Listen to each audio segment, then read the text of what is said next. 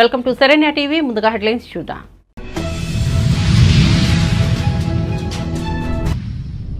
Welcome to top headlines. Achutapuram సెజ్లోని Essentia pharma company ప్రమాద బాధితులను వైసీపీ అధినేత జగన్ పరామర్శించారు. అనకాపల్లికి వెళ్లిన జగన్ ఉషా ప్రైమ్ ఆసుపత్రిలో చికిత్స పొందుతున్న క్షతగాత్రులతో మాట్లాడారు. వాళ్ళ ఆరోగ్య పరిస్థితి ఎలా ఉందో వైద్యులను అడిగి తెలుసుకున్నారు. మెరుగైన వైద్యం అందించాలని డాక్టర్లకు సూచించారు. అనంతరం మీడియాతో జగన్ మాట్లాడుతూ అచ్యుతాపురం ఘటన బాధాకరమని చెప్పారు. ఫార్మా కంపెనీలో పట్టపగలు ప్రమాదం జరిగినా ప్రభుత్వం నిర్లక్ష్యంగా వ్యవహరించిందని విమర్శించారు. కార్మిక శాఖ మంత్రి దగ్గర కూడా వివరాలు లేవని అన్నారు. ప్రమాదంలో ఎంతమంది చనిపోయారో తెలియదని చెప్పారు. బాధితులకు మృతుల కుటుంబాలకు పరిహారాన్ని వెంటనే ఇవ్వాలని జగన్ డిమాండ్ చేశారు. పరిహారం ఇవ్వకపోతే తానే వచ్చి స్వయంగా ధర్నా చేస్తానని హెచ్చరించారు. బాధితులకు తాను అండగా ఉంటానని చెప్పారు. సీఎం చంద్రబాబు ప్రెస్ మీట్ తనకు బాధను కలిగించిందని అన్నారు. ఇష్యూని డైవర్ట్ చేయడానికి చంద్రబాబు ప్రయత్నించారని విమర్శించారు. పరిశ్రమలపై ప్రభుత్వం పర్యవేక్షణ చేసి ఉంటే ఈ ప్రమాదం జరిగేది కాదని చెప్పారు. వీరి దృష్టి మొత్తం రెడ్ బుక్ పైనే ఉందని అన్నారు. రాజకీయ కక్షలు తీర్చుకోవడానికే ఈ ప్రభుత్వం ప్రాధాన్యతను ఇస్తోందని చెప్పారు. సాయంత్రం 4 గంటలకు హోంమంత్రి వచ్చి ప్రెస్ మీట్ను అడ్రస్ చేస్తూ తాను మాట్లాడినప్పుడు కూడా సహాయానికి సంబంధించి పర్యవేక్షించడానికి తాను అనకాపల్లికి వెళ్తున్నాను అన్న మాటలు వాళ్ళ నోట్లో నుంచి రాలేదు.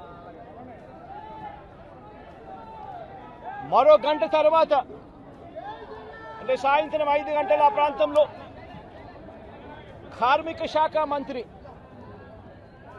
ఎవరి పరిధిలోకి వస్తుందో, ఈ డైరెక్టర్ ఆఫ్ ఫ్యాక్టరీస్ అనేది ఎవరి పరిధిలోకి వస్తుందో, ఈ కార్మిక శాఖ మంత్రి కూడా ప్రెస్ మీట్ పెట్టి ఎంతమంది చనిపోయారో తెలియలేదు అన్నాడు.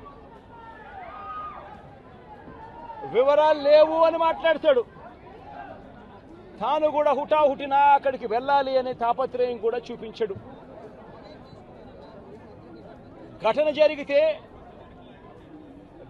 జరిగిన తర్వాత ఘటన స్థలానికి కలెక్టర్ ఎప్పుడు పోయాడు, అధికారులు ఎప్పుడు పోయారు, కమిషనర్ ఎప్పుడు పోయారు అన్నది ఒక్కసారి గమనిస్తే ఇంకా బాధ కలిగించే అంశాలు. అధికార పార్టీకి సంబంధించిన నాయకులు ఎప్పుడు పోయారు అని చూస్తే ఇంకా బాధ కలిగించే అంశాలు. కనీసం ఘటన జరిగితే కనీసం అంబులెన్స్ను కూడా కనీసం మొబిలైజ్ చేసి ఆ ప్రాంతానికి తీసుకుని రాని పరిస్థితి. బాధితులు ఎవరైతే ఉన్నారో వాళ్ళందరినీ కూడా కంపెనీకి సంబంధించిన బస్సుల్లో తీసుకొస్తా ఉన్నారు, హాస్పిటల్లోకి తీసుకొని పోయే పరిస్థితి. నేను ఒకసారి తేడా గమనించమని అడుగుతా ఉన్నా. ఇలాంటి ఘటనే ఒకసారి మా ప్రభుత్వ హయాంలో కూడా జరిగింది. ఎల్జీ పాలిమర్స్ అనే ఘటన జరిగింది. కోవిడ్ మహమ్మారి ఉన్న సమయం అది. మేలో జరిగింది. మే 2020 ప్రాంతంలో జరిగింది. ఒకవైపున కోవిడ్ మహమ్మారి ఉన్నప్పటికీ కూడా ప్రభుత్వం ఎలా పలికింది, ఎలా స్పందించింది అని ఒక్కసారి కంపారిజన్ చేయాలి. ఆ ఘటన తెల్లవారుజామున రాత్రి 3:40 తెల్లవారుజామున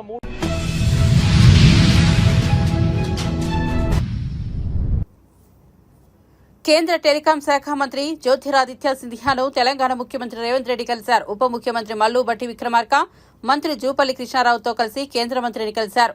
టీ ఫైబర్ ప్రాజెక్టును భారత్ నెట్ స్పేస్ లో 3లో చేర్చాలని వారు కేంద్ర మంత్రిని కోరారు. ఇందుకు సంబంధించి సమర్పించిన డీపీఆర్ను ఆమోదించాలని కోరారు. కేంద్ర మంత్రితో సీఎం ఉప ముఖ్యమంత్రి కాసేపు చర్చలు జరిపారు. తెలంగాణ ప్రాంతంలోని గ్రామాలు, మండలాలకు నెట్వర్క్ కల్పించడమే టీ ఫైబర్ లక్ష్యమని ఈ సందర్భంగా సీఎం కేంద్ర మంత్రికి తెలిపారు. 65,000 ప్రభుత్వ సంస్థలకు G2G, G2C సేవలు అందించడమే తమ లక్ష్యమన్నారు. గ్రామీణ ప్రాంతాల్లో 63 లక్షల ఇళ్లకు ఇంటర్నెట్ సౌకర్యం కల్పిస్తామని చెప్పారు.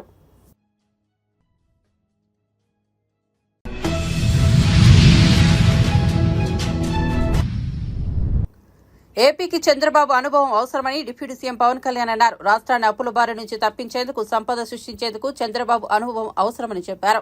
చంద్రబాబు నుంచి నేర్చుకోవడానికి తాను ఎప్పుడూ సిద్దమేనని అన్నారు.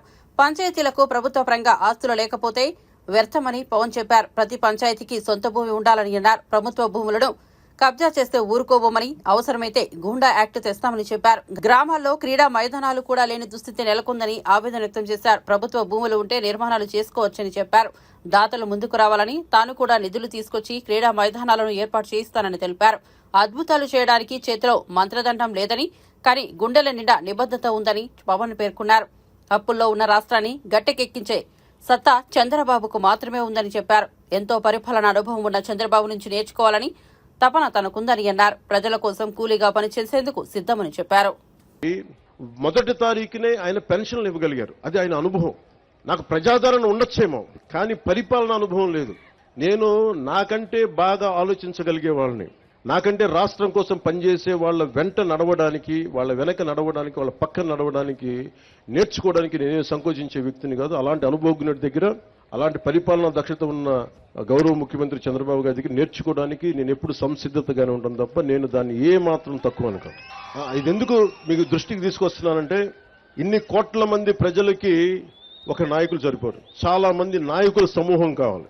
అది గ్రామాల నుంచి రాష్ట్రాల దాకా నాయకుల సమూహం కావాలి. అలాంటి నాయకుల సమూహం కోసం నేను తాపత్రయం. నేను మీకు ఒకటే విన్నవించుకుంటా, ఇది ఈ రోజున రైల్వే కోడూరు కోసం ఒక్కటే పెట్టింది కాదు, ఒక మైసూరావారిపల్లి కోసం పెట్టింది కాదు. ప్రత్యేకించి రాయలసీమ జిల్లా, మన రాయలసీమ వాసులందరికీ నేను మాటిస్తున్నా, మీకోసం ఒక కూలీలాగా పనిచేయడానికి నేను సంసిద్ధంగా ఉన్నాను. మీకు కష్టం వస్తే, నేను ఆ రోజున అన్నమయ్య పింఛాడాం తెగిపోతే ఆ రోజు నేను ఎంత బాధపడ్డానో తెలిసి డ్యామ్ తెగుతుందని తెలిసి కూడా ఇసుక కోసం అన్ని పశువులు, అంత ఆస్తి నష్టం, అన్ని ప్రాణాలు పోయారు. జస్ట్ ఇసుక కోసం తెలిసి కూడా ఇసుక తవ్వుకోవడం కోసం డ్యాము నిండిపోతుంది, తెగుతుంది, కట్ట తెగుతుందని కూడా వదిలేశారు. నాకు బాధ్యత, నాకు నిజంగా ఆ రోజున ఎంతమంది యువత వచ్చి బాధపడతా ఉంటే నాకు అనిపించింది, నిస్సహాయత అనిపించింది నాకు. అరే, నా చేతిలో కనుక అధికారం ఉంటే ఏదన్నా చేసేవాడిని. నేనైతే ఒక పార్టీ నాయకుడిగా మాట్లాడగలను, వేదన పడగలను, పోరాటం చేయగలను, కానీ చేతిలో శక్తి లేదే అని నిజంగా ఆ రోజు నేను భగవంతుని ప్రార్థిస్తే, ఆ ప్రార్థనే మీ వల్ల ఈరోజు నేను డిప్యూటీ సీఎంగా మీ ముందు నుంచున్నాను. ఈరోజు ఏదో నాకు అలంకారం కాదు, ఇది బాధ్యత. ఇది నేను ఎప్పుడు నిరంతరం పనిచేయడానికే సంసిద్ధంగా ఉన్నాను. మీకోసం అహర్నిశలు పనిచేస్తాం. గ్రామ సభ చాలా కీలకం. ఇందాక సంయుక్త గారు మాట్లాడుతుంటే గ్రామానికి ఎంత ఖర్చు అయింది, ఎంత డబ్బు వచ్చింది, ఏ హెడ్స్ మీద ఖర్చు పెట్టామని ఎలా చెప్పారు, అన్ని ఇది మీకు తెలిసి ఈ రోజున ఈ గ్రామ సభ కనుక మైసూరావారిపల్లి సమస్య, మైసూరావారిపల్లి గ్రామం ఖర్చులు రాష్ట్రమే కాదు ప్రపంచంలోనే ఎక్కడ తెలుగువాడున్నా వాళ్ళకి అర్థమవుతుంది. అంటే ఒక నిజంగా పారదర్శకత, జవాబుదారీతనం అంటే ఇదే. మీకు దాదాపు 41,000 కోట్లు ఖర్చు పెట్టారు. మన డబ్బు అది, గత ప్రభుత్వ నాయకులు డబ్బు కాదు, మన డబ్బు అది, మన శ్రమ, మన రక్తం ధారపోస్తే వచ్చిన డబ్బు అది. ఆ డబ్బును ఎవరు పట్టించుకోలేదు. ఈ రోజు మీరు అంటారు ఉద్యోగాలు లేవు, మాకు ప్లే గ్రౌండ్ లేదు, మనకి అది కనీస ధర్మం కదా. మనకి స్కూల్స్ కట్టేస్తాం, బిల్డింగ్లు కట్టేస్తాం, కానీ పిల్లలు ఆడుకోవడానికి, శారీరక దృఢత్వం పెంచుకోవడానికి ప్లే గ్రౌండ్ లేదంటే నేను నిజంగా ఆశ్చర్యపోయాను. కలెక్టర్ గారిని ఒకటే అడిగాను, అసలు ఎంత భూమి ఉంది పంచాయతీ కింద అంటే, ఎన్నో సెంట్లు భూమి. ఎన్ని సెంట్లు సార్ చెప్పు? 8 కరెక్ట్ కదా. పంచాయతీ కింద నేను అనుకున్నాను ప్రతి పంచాయతీ కనీసం ఒక 25-40 ఎకరాల భూమి ఉంటుంది అనుకుంటే 8 సెంట్ల భూమి మాత్రమే ఉంది. 8 సెంట్లు.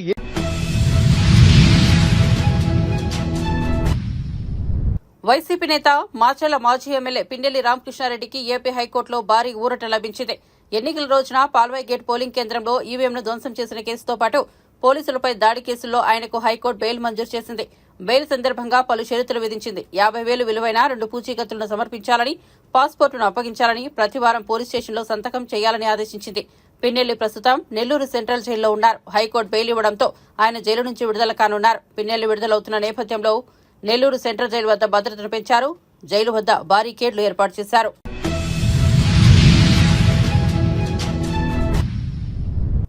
రైతు రుణమాఫీపై రేవంత్ రెడ్డి బండారం బయటపడుతున్నందుకు 2 మహిళా జర్నలిస్టులపై కాంగ్రెస్ గుండాలు దాడి చేశారని బీఆర్ఎస్ వర్కింగ్ ప్రెసిడెంట్ కేటీఆర్ మండిపడ్డారు. నేను ముఖ్యమంత్రిని అడుగుతున్నాను, నీ భాషలో చెప్పాలంటే దమ్ముంటే మగాడివైతే ఊళ్ళోకి రా, సెక్యూరిటీ లేకుండా రా, పోలీస్ బలగాలను, బ్యాంక్ అధికారులను, వ్యవసాయ అధికారులు అడ్డం పెట్టుకుని కాదు, మేం కూడా వస్తాం, నువ్వు కూడా రా, ఏ ఊరుకు పోదామో పోదాం, ఎక్కడ కూడా చారణ రుణమాఫీ కాలేదు, ఎక్కడ కూడా రుణమాఫీ పూర్తి కాలేదు. ఈ రోజు రైతులు బగబగా మండుతున్నారు. కాంగ్రెస్ నేతలు ఊళ్లలోకి వస్తే తరిమి కొట్టాలని చూస్తున్నారని అన్నారు. ప్రజలను అడ్డుకోవడంలో తప్పు పోలీసులది కాదన్నారు. ముఖ్యమంత్రి, మంత్రులు, అధికారగణం చెప్పింది వారు చేస్తామన్నారు. ఈ తప్పంతా ముఖ్యమంత్రిది. పరిపాలించే సత్తా లేని సన్నాసి రేవంత్ రెడ్డిది అని మండిపడ్డారు. పోలీసులు కూడా అత్యుత్సాహం ప్రదర్శించవద్దని విజ్ఞప్తి చేశారు. అధికారం ఎవడబ్బా సొత్తు కాదన్నారు. నేను ముఖ్యమంత్రిని అడుగుతా ఉన్నా, దమ్ముంటే నీ భాషలో చెప్పాలంటే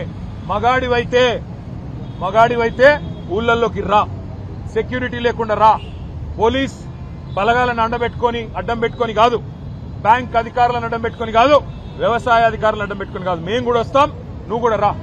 ఏ ఊరికి పోతావో పోదాం. ఎక్కడ కూడా చారాన రుణమాఫీ కాలే, ఎక్కడ కూడా రుణమాఫీ అనేది పూర్తి కాలే. రైతులు ఇవాళ బగబగ మండుతా ఉన్నారు. ఎక్కడన్నా కాంగ్రెస్ ఊళ్ళలోకి వస్తే తరిమి కొట్టాలన్న ఆలోచనలో ఉన్నారు. అందుకే ముఖ్యమంత్రికి చెప్పేది, తప్పు పోలీసులది కాదు. పోలీసు వాళ్ళు ఏం చేస్తారు పాపం, ముఖ్యమంత్రి, మంత్రులు, అధికార గణం మీరేం చెప్తే అది చేయక తప్పదు. పోలీసు తప్పు కాదు, తప్పు ముఖ్యమంత్రిది. పరిపాలించే సత్తాలని సన్నాసు రేవంత్ రెడ్డిది అనే మాట నేను విజ్ఞప్తి చేస్తా ఉన్నారు. నిన్నటికి నిన్న ముఖ్యమంత్రి గారి సొంత ఊరు కొండారెడ్డిపల్లిలో 2 మహిళా జర్నలిస్టులు ఏమడిగినారు పోయి వాళ్ళు? ముఖ్యమంత్రిని బూతులు తిట్టినరా? ముఖ్యమంత్రి లాగులో తొండలిసి పెడతామని చెప్పినరా? ముఖ్యమంత్రిని చెట్టుకు కట్టేసి కొడతామన్నారా? ముఖ్యమంత్రి గుడ్లు వీకి గోటీలాడతామన్నారా? ఏమన్నారు? ఏం తప్పుడు మాటలు మాట్లాడినారు?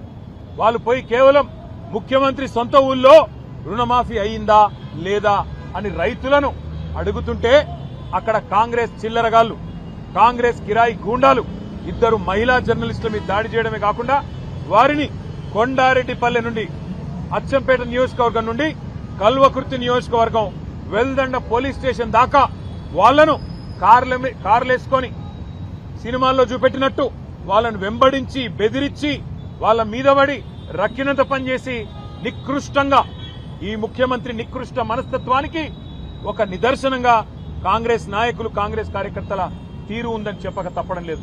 ఇవాళ నేను అడుగుతా ఉన్నా, ఏం తప్పు చేసినారా 2 ఆడబిడ్డలు? వాళ్ళిద్దరికీ ఇవాళ ముఖ్యమంత్రి గారికి క్షమాపణ చెప్పాలా? నీ సొంత ఊర్లో, నీ సొంత ఇంటి ముందు 2 తెలంగాణ ఆడబిడ్డల్ని, విజయారెడ్డిని, ఆవుల సరితా యాదవ్ ని, 2 అవమానించింది నీ పార్టీ. ఎందుకు అవమానించింది?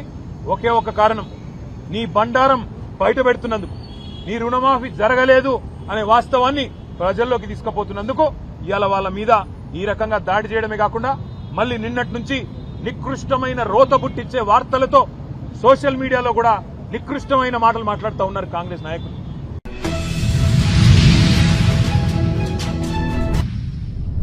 ముఖ్యమంత్రి రేవంత్ రెడ్డి సొంతూరు కొండారెడ్డిపల్లిలో మహిళా జర్నలిస్టులపై జరిగిన దాడి ఘటన పట్ల మహిళా కమిషన్ స్పందించింది. ఈ ఘటనపై సాధ్యమైనంత త్వరగా చర్యలు తీసుకోవాలని నాగర్ కర్నూలు ఎస్పీకి మహిళా కమిషన్ చైర్పర్సన్ నేరల శారద లేఖ రాశారు. నిందితులపై తీసుకున్న చర్యలను పేర్కొంటూ నివేదిక ఇవ్వాలని ఆ లేఖలో పేర్కొన్నారు. కొండారెడ్డిపల్లిలో దాడికి గురైన మహిళా జర్నలిస్టులు సరిత, విజయారెడ్డి శుక్రవారం నేరెళ్ల శారదను కలిశారు. తమపై దాడి చేసిన వారిపై చర్యలు తీసుకోవాలని వినతిపత్రం అందించారు. తమపై కాంగ్రెస్ వర్గీయులు దాడి చేశారంటూ ఈ జర్నలిస్టులు గురువారం స్థానిక పోలీసులకు కూడా ఫిర్యాదు చేశారు.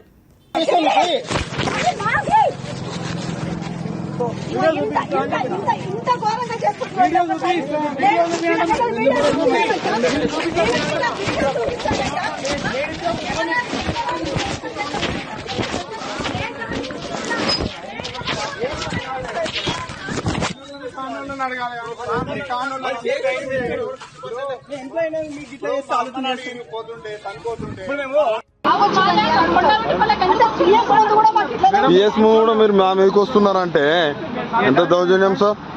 మీరు కూర్చున్నాం మరి ఘోరం చేస్తున్నారు మీరు.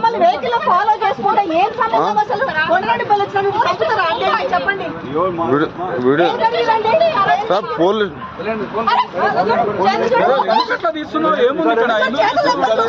సార్ మీరు ఆపాలి సార్, పోలీసులు ఆపాలి మీరు.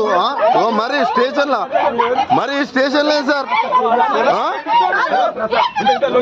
ఇంత భయంకరంగా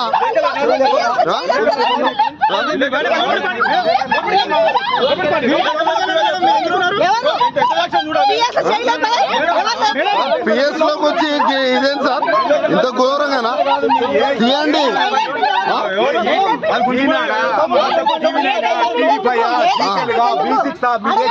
మీరెందుకు చూస్తున్నారు వీడియో? మాదా తెలుగు స్క్రైబ్, మిర్రర్ న్యూస్ ఉందా? పేపర్ ఉందా? మా చాలా. నీకు ఏ పేపర్ కావాలి? ఇంత పిఎస్ లోకి వచ్చి సార్ మీరు అందరు ముంగట్నే పిఎస్ ఇంత దారుణమా సార్? ఎన్ని పైసలు కావాలి? తీయండి సార్, నన్ను తీయండి. తీయండి సార్, తీయండి. తీయండి తీయండి సార్, నేను భయపడ్ను. తీయండి. ఏదో ప్రూఫ్ చేస్తాం. అది ఇంత దారుణంగా మీరు మా పైన ఎంత దారుణంగా ఉంటుందా సార్? సార్ ఉండనియండి సార్, మీరు అందరు ఉన్నారు. మా మీదకి వస్తున్నారు సార్.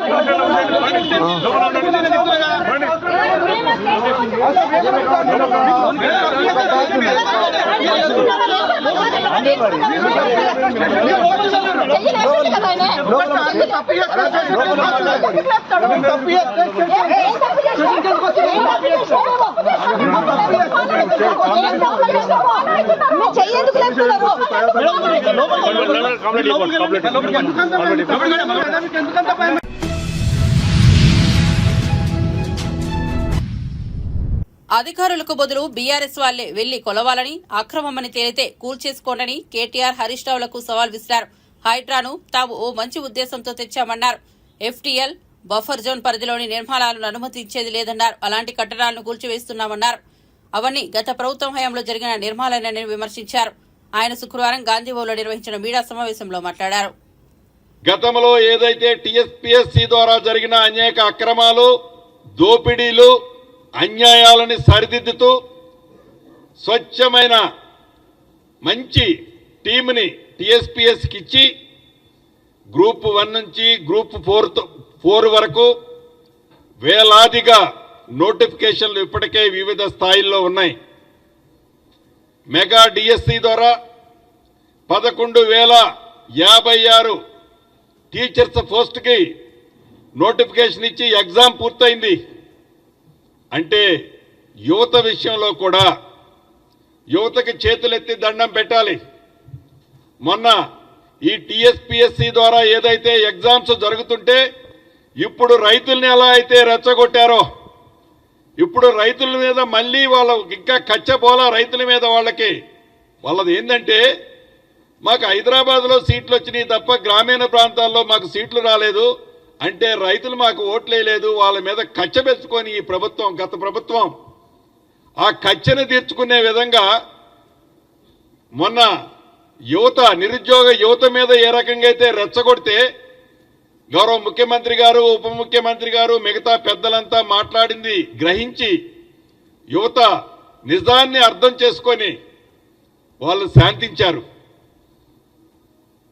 నిజంగా వాళ్ళకి మనస్ఫూర్తిగా నా పక్షాన, రాష్ట్ర ప్రభుత్వ పక్షాన కృతజ్ఞతలు తెలియజేస్తున్నా. కానీ రైతుల్ని అదే దిశలో అంటే వాళ్ళది ఏంటంటే ఈ 8 నెలలకే ప్రభుత్వం పోయేసరికి తట్టుకోలేకపోతున్నారు. ఎప్పుడు గబక్కన రేవంత్ రెడ్డి గారిని పక్కన కూర్చోబెట్టి ఆ సీట్లో కూర్చోవాలని తాపత్రయపడుతున్నారు. లేకపోతే ఏమంటారు, శ్రీనివాసరెడ్డిది, ఉత్తమ్ కుమార్ రెడ్డిది, బట్టి విక్రమార్కది, వీళ్ళందరూ రేవంత్ రెడ్డి గారిని దించి ఏదో కూర్చోవాలి. ఏందది? ఈ ప్రభుత్వానికి మాకు మారిటీ ఉంది. మా ముఖ్యమంత్రి రేవంత్ రెడ్డి గారే. మీరేదన్నా పగటి కళల కంటే మీ కళలు కళల్లాగానే ఉంటాయి తప్ప మీకు ఆవగింజను కూడా అక్కడ పెట్టడానికి సందు రాదు. అది మీరు గమనించాలి. ఇక యువత విషయంలో, మహిళల విషయంలో, విద్యార్థుల విషయంలో మీరు మొన్న చూశారు. విద్య పట్ల ఈ ప్రభుత్వం యొక్క చిత్తశుద్ధి ఏంటో. అమ్మ ఆదర్శ పాఠశాలల ద్వారా మౌలిక వసతుల్ని సుమారు 637 కోట్లు, గతంలో లాగా పేపర్ ఇచ్చి మేము జీవో ఇచ్చేసాము అయిపోయిందని అల్లా 637 కోట్లు ప్రతి జిల్లాలో ఖర్చు పెట్టి మొత్తం 637 కోట్లు ఖర్చు పెట్టి అన్ని పాఠశాల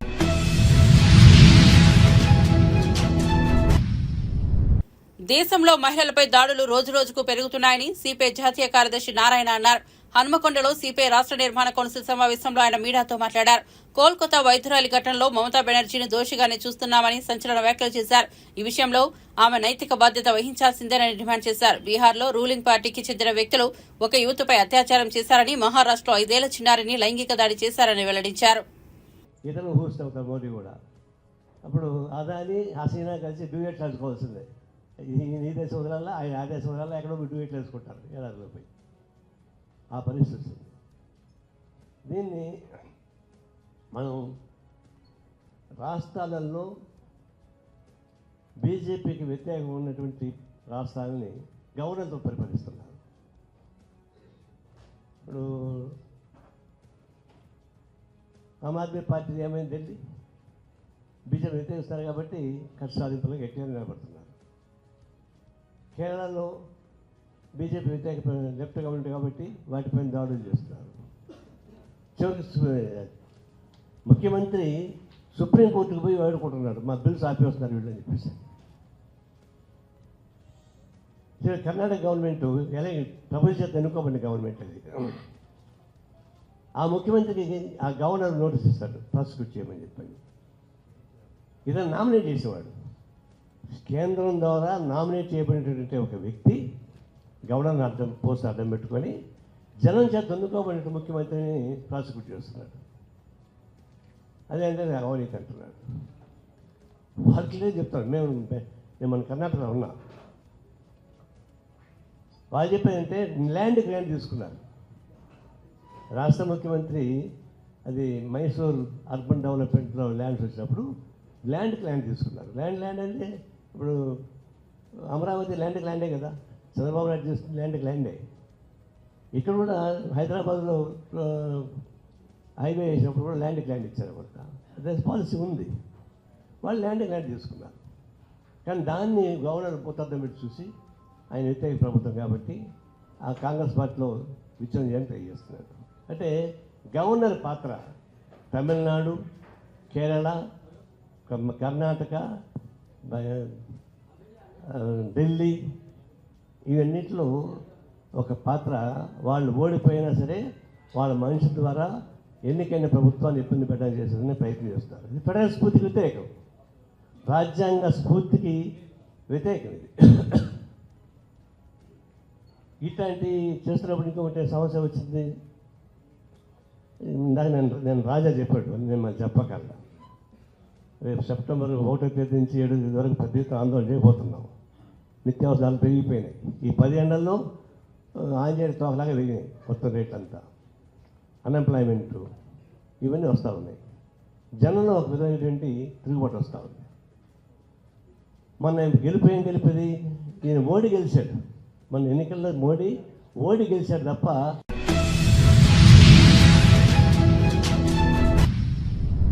భారత ప్రధాని నరేంద్ర మోదీ ఉక్రెయిన్ పర్యటనకు వెళ్లారు. ఉక్రెయిన్ అధ్యక్షుడు వోలోదిమిర్ జెలెన్స్కీతో కలిసి రాజధాని కీవ్లో వివిధ ప్రాంతాలను సందర్శించారు. రష్యా దాడుల్లో మరణించిన ఉక్రెయిన్ ప్రజల స్మారక చిహ్నం వద్ద జెలెన్స్కీతో కలిసి నివాళులర్పించారు. తన పర్యటన సందర్భంగా మోదీ జెలెన్స్కీని ఆప్యాయంగా హత్తుకున్నారు. యుద్దంలో జరిగిన నష్టం తాలూకు ఛాయాచిత్ర ప్రదర్శనను తిలకించి బాధను వ్యక్తం చేశారు. ఈ సందర్భంగా జెలెన్స్కీ భుజంపై ఆత్మీయంగా చేసి తామున్నామన్న భరోసా ఇచ్చేందుకు ప్రయత్నించారు. దీనికి సంబంధించిన మోదీ ట్వీట్ చేశారు. ఈ యుద్దం పిల్లల పాలిట వినాశకరమని పేర్కొన్నారు. ప్రాణాలు కోల్పోయిన చిన్నారుల కుటుంబాల పరిస్థితిని తలుచుకుంటే హృదయం ద్రవించిపోతోందని వివరించారు. ఈ కష్టాలను అధిగమించే ధైర్యం వారికి చేకూర్చాలని ప్రార్థిస్తున్నారని తెలిపారు.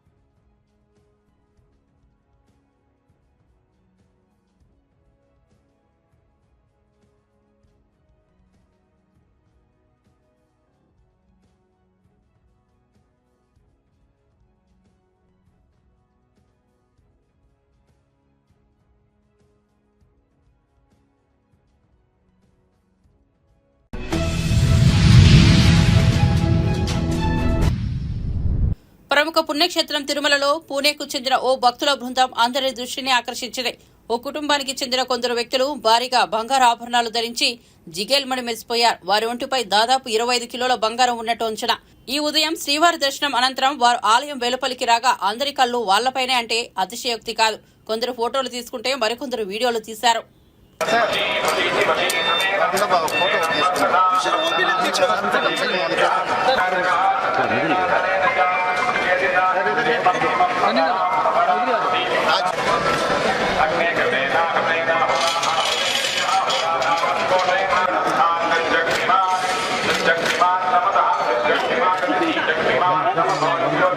ఒక నిమిషం నెంబర్ తీసుకో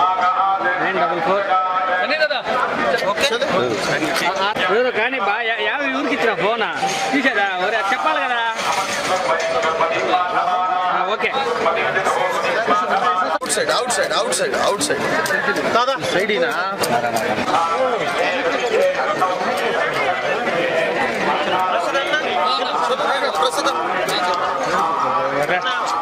ఏం సార్ జరుపుకోండి సార్.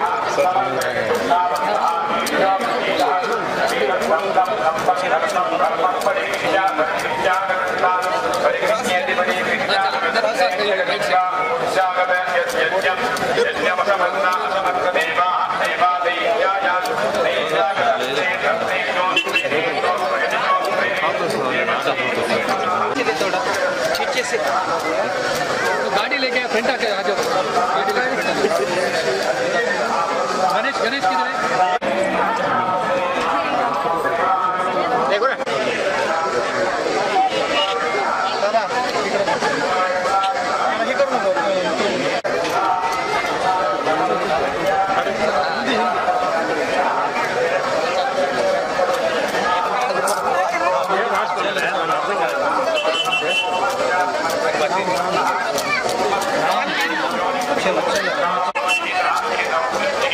प्रसाद अन्ना इनको गाड़ी की इधर भी ले लो.